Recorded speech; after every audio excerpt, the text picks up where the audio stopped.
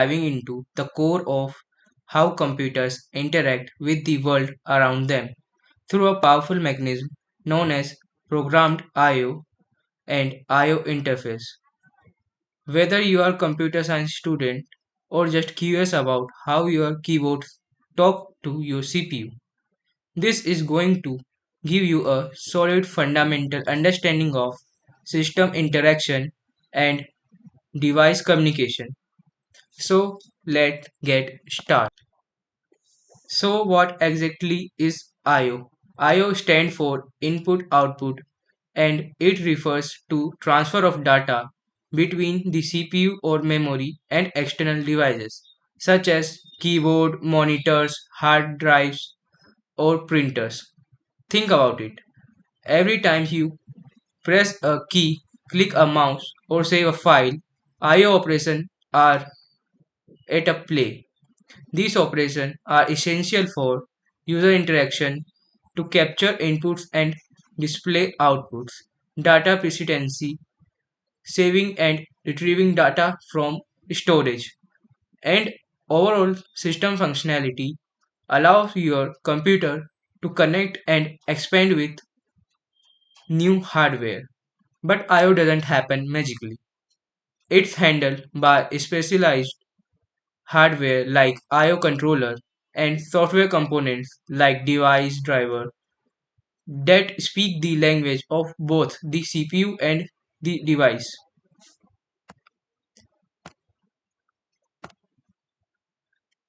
Let's talk about program controlled I/O, one of the earliest and simplest form of I/O operation. Here how it works. The CPU does everything. It controls the CPU I/O operation from start to finish, sending commands, checking the device status, and transfer data. This process uses a method called polling. That means the CPU keeps asking the device, "Are you ready? Are you ready yet?" over and over. As you imagine, this contain checking waste a lot of processing power, especially if the device isn't ready yet. Because of the I/O has high CPU overhead, the CPU is stuck waiting instead of doing other useful tasks. Still, it's simple, and that's why it was common in older computer. For example, UARTs, those tiny chips that handle serial communication, often used PIO. The I/O interface handle communication between the CPU and wide variety of devices. We need something in between and that the I/O interface. Think of it as a translator and traffic manager. The I/O interface connects the CPU or system bus to devices. Translate CPU commands into something device understand, handles the data buffering and status reporting, and ensure device independence so your CPU doesn't need to know how each individual device works. This interface is often implemented as a dedicated chip or logic circuit, custom built for specific device or buses. Components of the I/O interface. Let's break down the key component of the I/O interface. Data register. These temporarily store data that's being transferred in or out. Status register. It holds flags that indicate the device status, like whether it's ready, busy, or encountered an error. Control register. This is where the CPU writes control instructions like start reading or enable interrupt.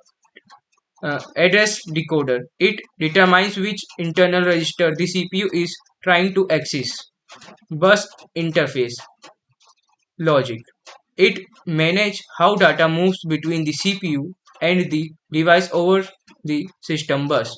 Together, these components make a device communication smooth and structured.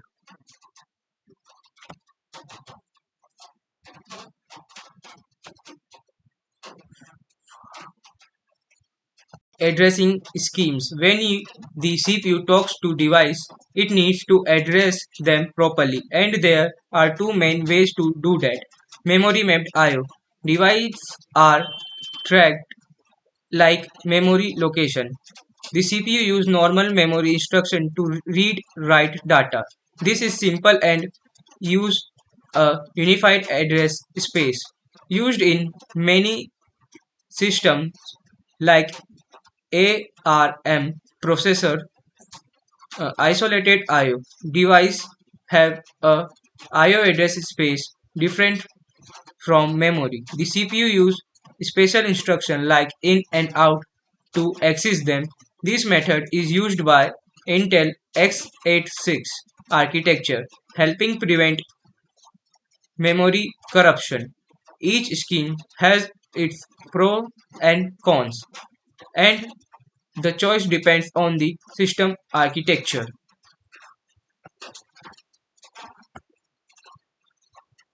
Programmed I/O data transfer. Let's walk through a real polling scenario using PIO. The CPU writes a command to the control register like start sending data. It polls the status register rapidly to see if the device is ready.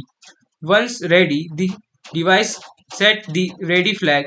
The CPU then transfer the data using the data register. Finally, the CPU cleans the flag and prepare for the next operation. While it's straightforward, each of these steps use up CPU time, leaving the processor unable to handle other tasks. Let's discuss disadvantage and advantage of PIO. Advantages are simple to design and program, low hardware cost, perfect for basic system. The CPU has full control over the process.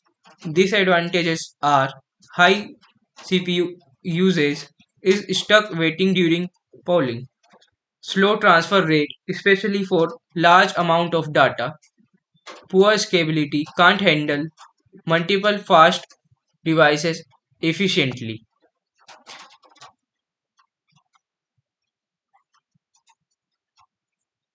PIO construct beyond polling. Today's programmed I/O is rarely used alone. It's often replaced or enhanced by more efficient method, interrupt-driven I/O and direct memory access.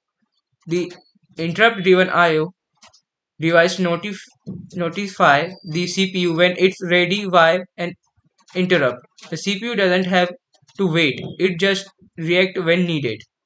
Direct memory access controlled transfer data directly between the device and memory. The CPU isn't involved at all during the transfer. These methods free the CPU and allow for true multitasking and high-speed data handling, crucial for modern operation and application. Here's the conclusion. Programmed I/O is whether it's all started simple, direct but limited. The I/O interface is just a bridge between your CPU and the outside world. We are explore how PIO works, the role of status and control register, and how polling function. And finally, we saw how modern systems use interrupts and DMA to move beyond the limitation of PIO. Understanding PIO helps you appreciate how data moves through a system and why efficient IO is essential in computing. If you are learning something new today, give your video a thumbs up and subscribe for more.